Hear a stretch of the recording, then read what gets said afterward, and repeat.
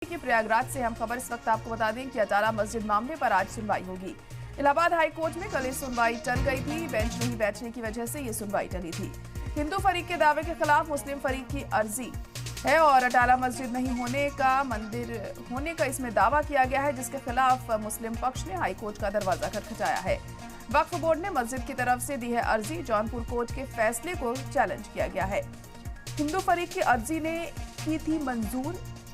इस अर्जी को मंजूर किया गया था। मस्जिद को अटाला देवी बता रहा है हिंदू फरीक और निचली अदालत के फैसले को अब हाई कोर्ट में चैलेंज किया गया है।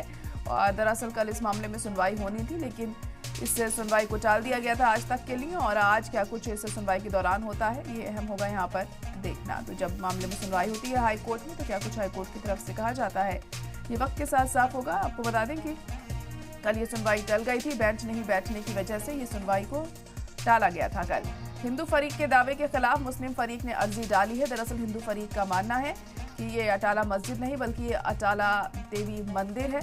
और इसी के मद्देनजर एक अर्जी दाखिल की गई थी हिंदू फरीक की तरफ से निचली अदालत में, और इस अर्जी को मंजूर किया गया था। और उसी फैसले के खिलाफ अब हाई कोर्ट का रुख किया गया है। मुस्लिम फरीक की तरफ से हाई कोर्ट का दरवाजा खटखटाया गया है। वक्फ बोर्ड ने मस्जिद की तरफ से अर्जी दी है। जौनपुर कोर्ट के फैसले को इसमें चैलेंज किया गया है।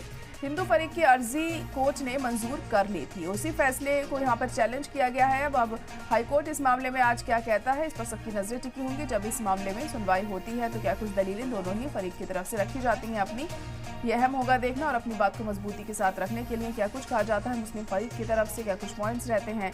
और साथ ही साथ आपको बता दें कि हिंदू फरीक का साफ तौर पर यह दावा है कि ये मस्जिद नहीं बल्कि अटाला देवी मंदिर है। और इसी के मद्देनजर एक अर्जी दाखिल की गई थी निचली अदालत में जौनपुर कोर्ट में, जिसे मंजूर कर लिया गया था। और उसी फैसले के खिलाफ अब हाई कोर्ट का दरवाजा खटखटाया गया है।